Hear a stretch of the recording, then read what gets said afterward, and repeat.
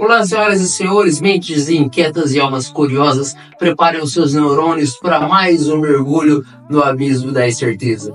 Caso vocês ainda não me conheçam, aqui quem vos fala, o ilustre apresentador é o Pérez, e o assunto que nós vamos abordar hoje é talvez o universal e simultaneamente o mais evitado de todos os temas.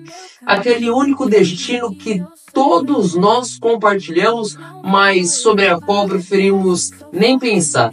Nós vamos falar sobre a morte, não apenas como um fim inevitável, mas como um fenômeno de múltiplas faces que pode ser simultaneamente aterrorizante, mas também libertador. A morte, o maior dos mistérios, o mais certo dos destinos. Esse é o tema de hoje. Entre verdades e mentiras, bem-vindo ao Pontos e Pensamentos, onde cada certeza é apenas um ponto de vista, cada dúvida, um convite à reflexão. Aqui, a filosofia não complica, ela liberta. Bom, comecemos com o óbvio, com aquilo que nos faz desviar o olhar quando o assunto é a morte. O seu aspecto aterrorizador, a sua face da verdade crua que todos tememos encarar.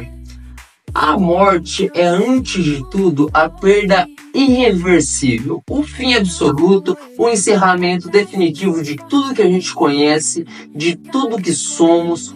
Como cantou Raul Seixas, qual será a forma da minha morte? Uma das tantas coisas que eu escolhi não viver, um acidente de carro, um coração que se recusa a bater no próximo minuto, uma anestesia mal aplicada, a vida mal vivida, a ferida mal curada, a dor envelhecida, o câncer já espalhado e ainda escondido, ou até, quem sabe, o escorregão idiota num dia de sol com a cabeça no meio-fio.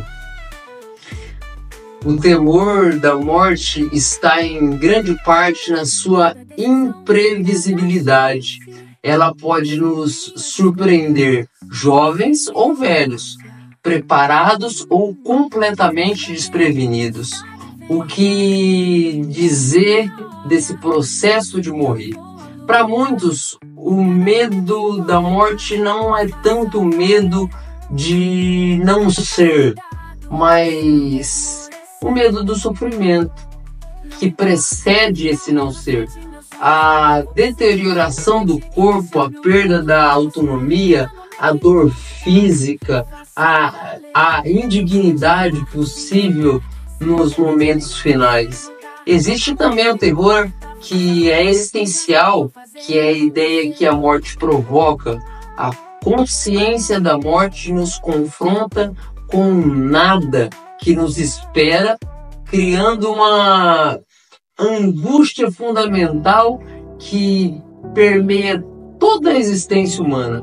É aquele conhecimento inescapável que carregamos que motiva grande parte do nosso comportamento cultural e também social. E depois, o que vem após o último suspiro? É aqui que talvez resida o maior dos terrores, o desconhecido absoluto, seja o vazio completo de não ser, seja alguma forma de continuidade que ultrapassa a compreensão atual de estarmos diante do maior mistério, aquele para o qual nenhum explorador voltou para contar.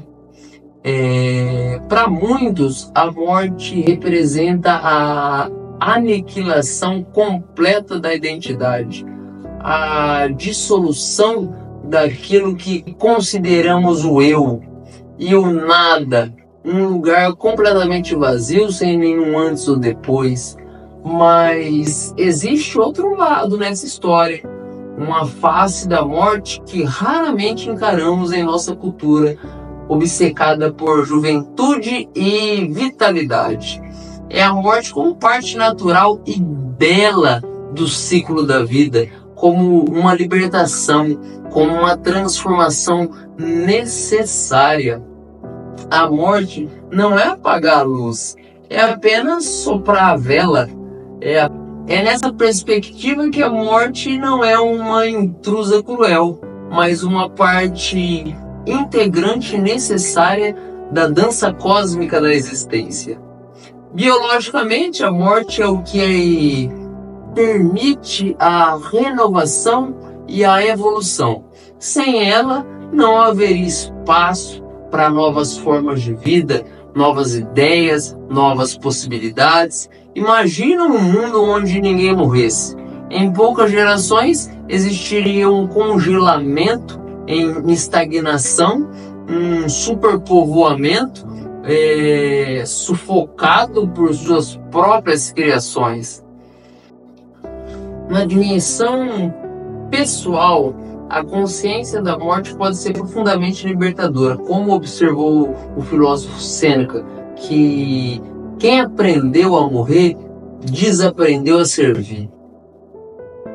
Naquela mesma canção que o Raul Seixas cantou, Um Canto para Minha Morte, ele também ofereceu uma visão quase amorosa desse encontro final, onde vou te encontrar vestida de cetim, pois em qualquer lugar espera por mim, e no teu beijo provar o gosto estranho que eu quero e não desejo, mas tenho que encontrar. Vem, mas demora a chegar. Eu te detesto e amo morte, morte, morte, morte, morte, que talvez seja o segredo dessa vida. A morte realmente é algo que intriga a humanidade. Em muitas tradições espirituais, a morte é vista não como um fim, mas como uma transformação, uma passagem.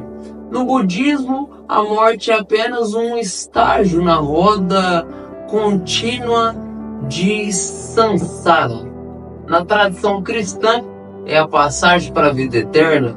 Na cosmologia indígena, frequentemente é representada por retorno à Terra, o ciclo da natureza, e o mesmo para os que abraçam a visão metafísica. Os nossos átomos formados no coração da estrela, morta há bilhões de anos, continuarão sua jornada cósmica, muito depois que a nossa consciência individual se apagar. Talvez a morte seja não apenas necessariamente mal, mas perfeita em seu design, o contraponto exato que dá à vida o valor significativo. Eu confesso a vocês que a minha relação com a morte tem sido uma dança complexa de compreensão e desapego. A fascinação eventualmente é uma espécie de aceitação inquieta. Eu me lembro vividamente da primeira vez que realmente eu compreendi a morte. Não como um conceito abstrato, mas como uma realidade pessoal. Eu tinha 9 anos quando meu avô faleceu e durante o velório eu observei os adultos chorando, as conversas em vozes baixas, o corpo imóvel ali no caixão e de repente, como um relâmpago, a compreensão me atingiu. Um dia aquele seria eu. Um dia todos que eu amava simplesmente deixariam de existir. Todos, sem exceção. A morte deixou de ser apenas um terror para se tornar um lembrete, um despertador existencial. Então aí a gente começa a perguntar, não o que vai acontecer quando a gente morrer, mas o que a gente vai fazer com esse tempo que a gente tem antes que isso aconteça. Aí, nesse momento, a gente começa a repensar.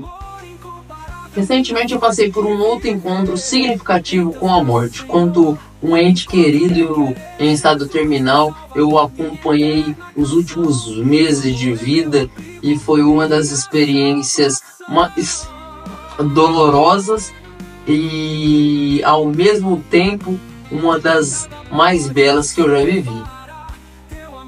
Eu vi como ela, devastada pelo diagnóstico, gradualmente encontrou uma paz que muito de nós vivos, inteiros, nesse cotidiano raramente experimentamos. Eu vi como cada pôr do sol, como cada conversa, como cada abraço ganhou uma intensidade quase sobrenatural, como se a proximidade da morte tivesse de alguma forma ampliado a experiência de estar vivo. Por isso, eu não tenho medo de morrer, eu tenho medo de não ter vivido o suficiente antes disso. Talvez o verdadeiro terror não seja a morte, mas uma vida não vivida. Então, onde isso nos deixa? Aterrorizados pela inevitabilidade da morte ou confortados por sua naturalidade e função? Paralisados pelo medo do fim ou energizados pela urgência que ela cria? Bom, acredito que existe sempre um caminho intermediário. Nem a negação cega da morte, que caracteriza tanto da cultura contemporânea, nem a obsessão mórbida com o fim, que pode drenar a alegria desse nosso presente.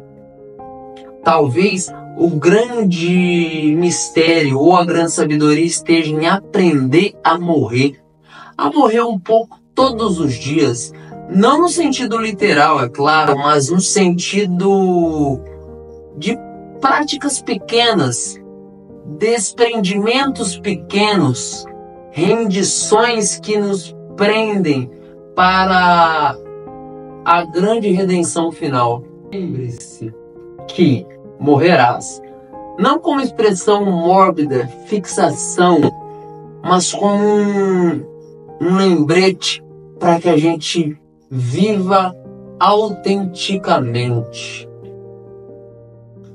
Na prática, isso pode significar a gente se perguntar de vez em quando: e se eu soubesse que eu tenho apenas um ano de vida, eu estaria fazendo o que eu estou fazendo agora?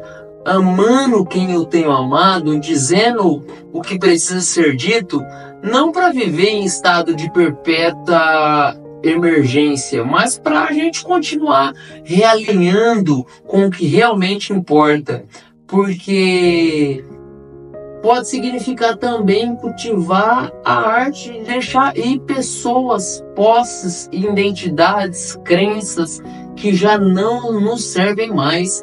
Cada pequena morte em vida nos prepara para a grande passagem e naturalmente libera energia vital para o momento presente. Talvez a segunda metade da vida deve ser dedicada ao processo de individualização, uma preparação consciente para o fim, um desapego gradual que permite uma relação mais sadia e menos terrificada com a morte. Talvez a verdadeira sabedoria não esteja em resolver o mistério da morte, nem em superar, mas em aprender a dançar com ela, reconhecer como parceira individual da vida, como a sombra que dá profundidade e definição à luz.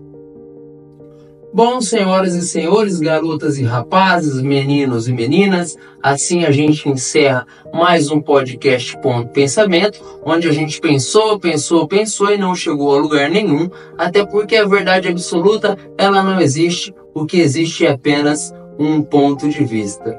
Talvez a morte, ela seja o maior exemplo desse relativismo, dessa perspectiva terrível ou bela, fim ou passagem, inimigo ou amiga. Tudo depende dos olhos que a contemplam e do coração que a sente. A morte virá, num dia igual esse, num ano qualquer. E até lá o que a gente vai fazer? Com o precioso tempo que nos foi dado. Como a gente vai preencher esse intervalo misterioso entre o nosso primeiro e o nosso último suspiro? O episódio fez você refletir sobre a própria finitude, se ele provocou a inquietação profunda que só os grandes mistérios conseguem despertar. Não guarde isso só para você, compartilhe nas redes sociais, marque aquela pessoa que talvez ela precisa lembrar da preciosidade de cada momento. Curta, ative o sininho de notificação para você ficar sempre atento no que a gente vai filosofar nos próximos episódios. E enquanto a gente vai caminhando junto, todos em direção ao destino final, eu faço aqui os sinceros votos que você encontre paz na interperância, alegria no efêmero e sabedoria no reconhecimento da sua mortalidade. Que seus pensamentos sejam profundamente misteriosos, assim como a morte. Que a sua existência e seus questionamentos sejam tão vívidos quanto cada momento precioso que você tem e o privilégio de experimentá-los. Um forte abraço e até o nosso próximo mergulho, onde a gente vai junto a um abismo de reflexão que não tem fim, porque pensar sobre a morte talvez seja a forma mais intensa de a gente poder celebrar a vida. Um forte abraço e até lá.